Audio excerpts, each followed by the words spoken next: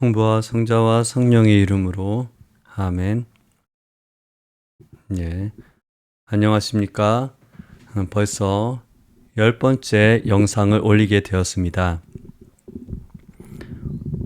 오늘 10번째 영상부터 인간 관계를 가능하게 하는 뇌 기능에 대한 연구들, 그러니까 뇌 과학 분야에서 인간의 뇌가 어떤 역할을 하기 때문에 인간이 타인과 관계를 맺을 수 있는지 그런 연구들 있잖아요. 그런 연구들이 그리스도교에 줄 수 있는 통찰력과 어떤 도움을 줄 수 있는지 알아보도록 하겠습니다.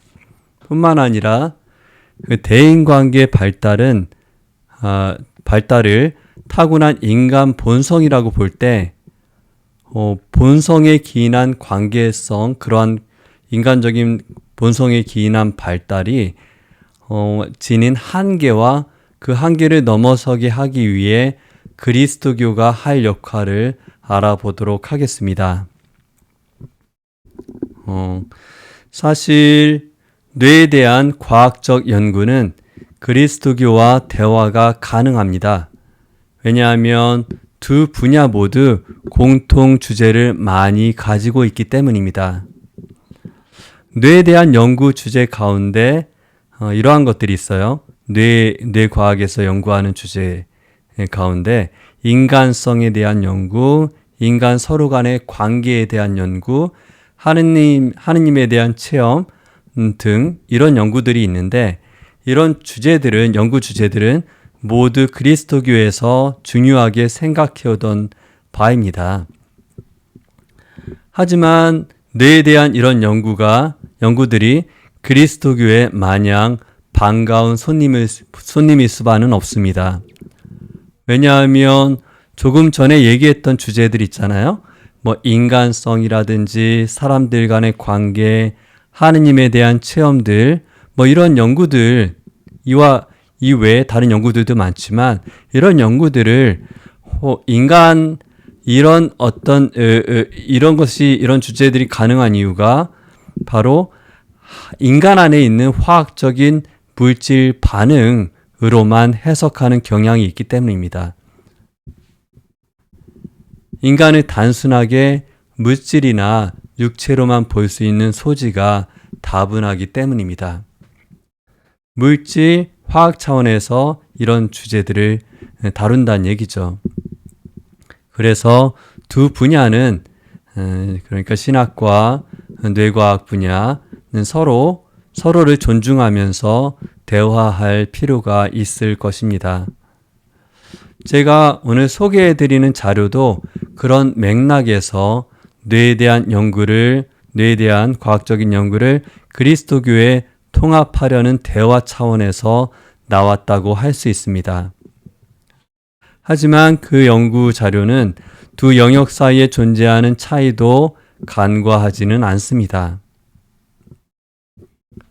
오늘 소개해드리는 자료에선 인간이 타인과 관계 맺는 능력, 그 중에서 공감 능력이 원래부터 인간이면 본능적으로 타고난 자연적 능력임을 뇌의 기능에 대한 연구를 통해 강조합니다. 인간은 본래부터 타인과 관계 맺는 능력을 타고났다는 것이죠. 뇌에 대한 연구를 보니까. 많은 뇌의 부분 중에서 특히 인간 관계를 가능하게 하는 여러 부분이 있는데, 오늘은 세 부분만 대표적으로 살펴보도록 하겠습니다. 두정이어, parietal lobe, 약간 뇌 부분 보면은 여기 중간 부분 안쪽에 있는 부분이고, 전전두여, prefrontal cortex인데 여기 앞부분에 있는 안쪽에 있는 부분입니다. 코텍스 하면 이게 피질 부분을 얘기해요. 그래서 엽이라고 한자로 번역을 하죠. 또 거의신경, 세 번째 거의신경, mirror neurons, 이 세 가지를 대표적인 관계를 가능하게 하는 뇌의 부분들인데, 이 부분을 대표적으로 살펴보도록 하겠습니다. 두정이요, 이 부분에 있는 parietal lobe가 하는 대표적인 역할은 우리들이 어느 공간에 있음을 인지하고 느끼게 하는 역할을 합니다. 내가 이 공간에 있으면 내가 이 공간에 있다는 것을 인지하고 깨닫고 느끼게 하는 그런 역할을 한다는 것이죠. 또한 타인과 나를 구분하게 하는 역할을 합니다. 이 두 정엽, PL이라고 약자로 얘기하는데 이 두 정엽이 많이 활성화가 되면 너와 나의 구분이 아주 명확해지는 것이죠. 그래서 반대로 그 영적인 훈련들에 대한 영적인 훈련들에 대한 관찰을 해보니까 과학적으로 연구해 봤어요. 묵주기도를 집중해서 하면 묵주기도와 같은 기도를 반복해서 하거나 관상기도 실천을 주기적으로 반복적으로 하게 되면 이 부분, PL 부분이 두정엽 부분의 활동이 느려지면서 이 부분이 타인과 나의 구분에 관련된 뇌 영역이라 그랬잖아요. 이 기도 체험, 관상 체험을 통해서 염주기도나 관상기도 이런 걸 통해서 이 부분의 활동이 느려졌다고 합니다. 이 부분의 활동이 느려지게 되면서 타인과 나의 구분이 옅어지게 되었다고 합니다. 이 부분에서 이런 체험이 고도화되면 신비적인 절대적인 일치 체험에 이르기도 하는데 이를 전문 용어로 AUB 상태라고 합니다. Ultimate Unitary Being 상태라고 하는데 굉장히 높은 일치의 체험 상태를 얘기하죠. 그 다음으로 알아볼 뇌 부분은 전전두엽 프리프론털 코텍스 부분입니다. 뇌 피질 부분인데 이 앞쪽에 이 안쪽에 있는 피질 부분입니다.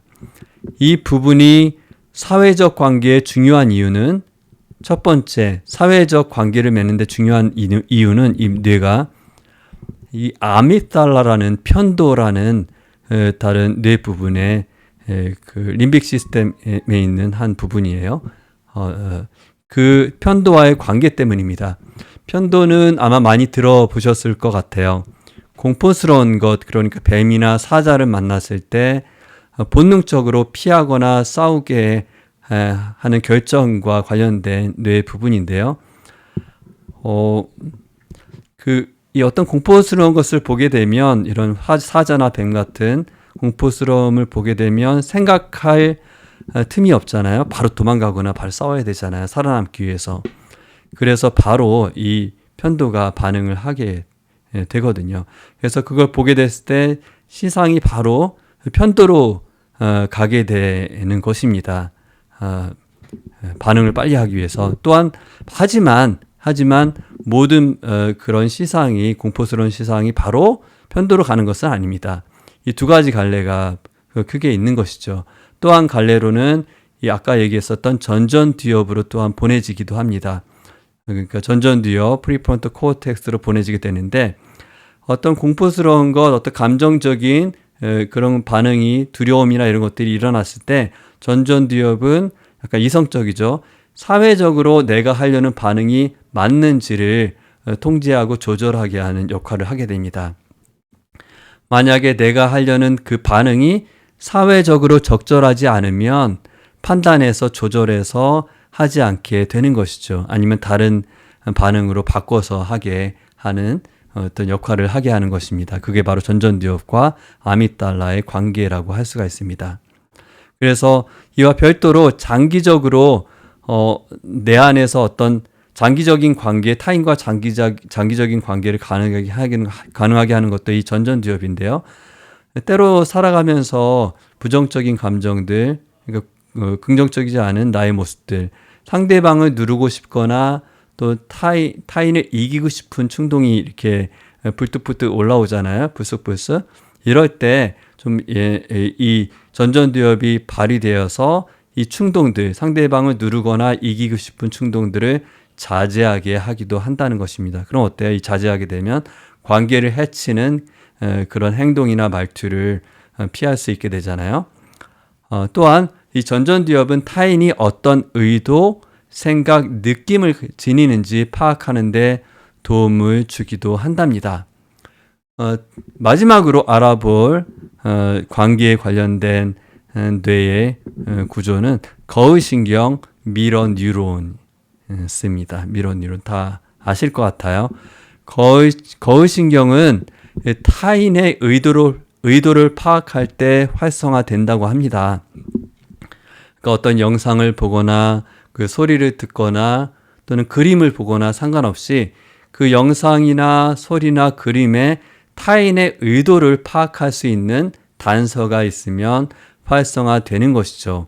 예를 들어서 아빠가 아이 앞에서 자동차 장난감을 낑낑거리면서 못 드는 척 연기를 했을 때 아기가 아빠를 도와주기 위해서 장난감을 들고 있는 아빠를 도와주기 위해서 아빠한테 다가온다고 생각해 보세요. 그때 아기는 아빠의 의도를 파악하면서 거의신경이 활성화된 것이죠.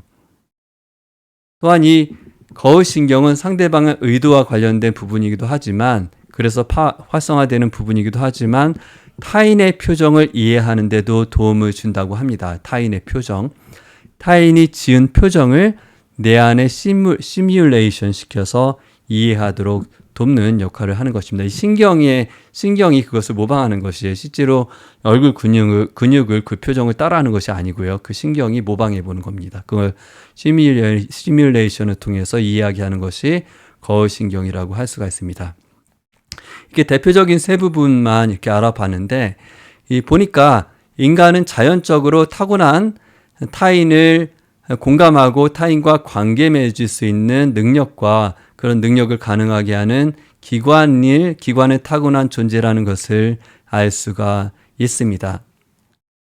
하지만 인간은 그 기관을 가지고 그 능력을 가지고 있는 것만으로 타인과 유연하게 관계를 맺고 타인을 잘 공감할 수 있는 것은 아니죠. 그렇죠? 다 아시다시피 그렇잖아요. 우리가 두 손, 두 발을 다 가지고 있다고 해서 훈련 안 된 사람이 운전을 할 수 있는 건 아니잖아요. 그것과 마찬가지예요. 관계도 그렇다는 거예요. 다 아시다시피 어렸을 때 특히 사랑과 공감을 보호자로부터 특히 부모님으로부터 받지 못하면 어른이 되어서 타인과 관계 맺기가 참 어렵게 됩니다. 그럼 아이에게 공감을 잘하는 보호자는 어떤 보호자일까요? 좋은 보호자가 되기 위한 여러 조건이 있지만 아이가 탐색과 휴식을 균형 있게 가질 수 있도록 도와주는 보호자가 좋은 보호자의 요건 중 하나일 것입니다. 흔히들 아이와 잠시도 떨어지지 않고 끊임없이 놀아주는 보호자가 아이 성장에 좋을 것 같지만 이런 부모 밑에서 자란 아이는 사실 커서 감정을 건강하게 통제하기 쉽지가 않습니다. 너무 과한 거죠. 과한 사람이 됩니다. 엑세시브한 거죠. 건강한 보호자는 아이 안에 있는 흥분과 탐색에 관련된 교감신경 그리고 침잠과 휴식을 담당하는 부교감신경 간의 조화를 가능하게 하는 보호자라고 할 수가 있습니다. 교감신경과 부교감신경이 조화 있게 작용하도록 도와주는 보호자가 좋은 보호자죠. 그래서 아이가 원하면 함께 놀아주다가 아이가 눈을 다른 곳으로 돌리면 함께 시선을 회피해주는 보호자가 건강하고 좋은 보호자입니다.